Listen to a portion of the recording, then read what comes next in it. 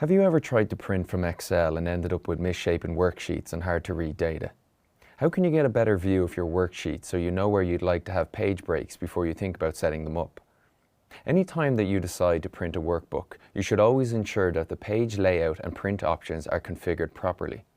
Let's take a more detailed look at page layout and print options to help ensure that your worksheets are printed to the highest standard possible. You can adjust the zoom settings for your worksheet so that you can enlarge or reduce the amount of information that is displayed on the screen at one time.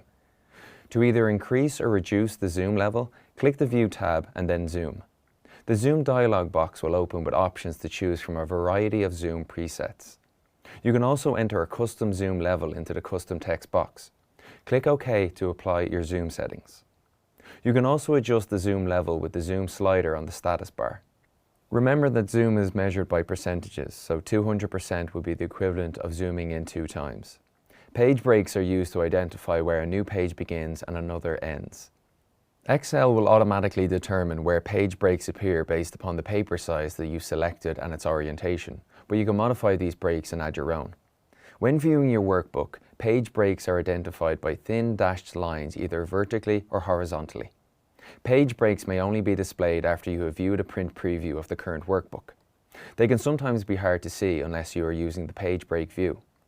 To insert a manual page break, first click on the cell where you want the page break to be placed.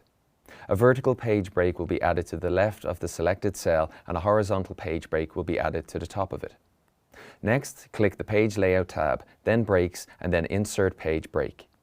To remove a page break, click to select the cell that is either to the immediate right or the bottom of the break.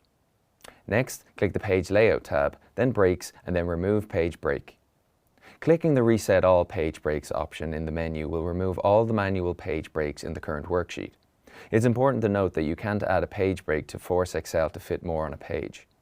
If the automatic page break is coming at an unwanted place, you can only ask Excel to move on to a new page sooner. There are some useful tools that can help you configure your page for printing, including selecting a print area or choosing whether to print titles, row and column headings, and grid lines. The Print Area feature allows you to choose exactly which area of your spreadsheet to print. To begin, select the range of cells that you want to print. Next, click the Page Layout tab, then Print Area, then Set Print Area. Once the print area is set, it will be surrounded by page break lines that are solid rather than dashed. To clear a print area, select the area in question. Then click Print Area and then Clear Print Area.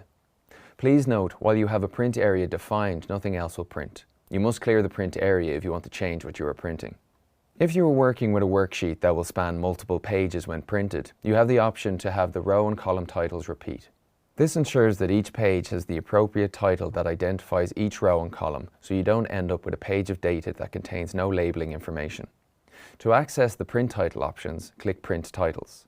You can also click the dialog box launcher button in the Page Setup group and then click the Sheet tab.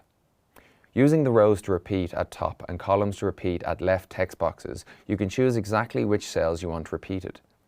Note that this tab also includes some more configuration options, such as the row and column headings checkbox. By enabling this option, you can print the alphabetic column headers and numeric row headers along with your worksheet. This option is disabled by default. Grid lines refer to the thin horizontal and vertical lines that divide a worksheet into rows and columns. Such grid lines are very useful in helping to separate data and facilitate the readability of your worksheets. For this reason, it is generally a good idea to include grid lines in your printout. You can turn grid lines on and off from here. Or go to the Page Layout tab and check the Print checkbox under the Grid Lines header in the Sheet Options group. If you find that the worksheet you want to print will span too many pages, you can choose to restrict the printout to a set number of pages. This will cause Excel to scale the size of your pages down in order to fit them onto the chosen number of pages. Or you can also choose to increase the scale so that your worksheet will appear larger and possibly more readable on the page, but take up more printed pages as a result. All of these scaling options are found on the Page Layout tab within the Scale to Fit group. Clicking either the Width or Height drop-down menus will allow you to choose the number of pages that you want the printout to span in those directions. The Scale Increment box, on the other hand, allows you to scale the content of your worksheets up or down. When adjusting the scaling options, take care not to shrink the content of your worksheets down too small, as this will make the data very difficult to read.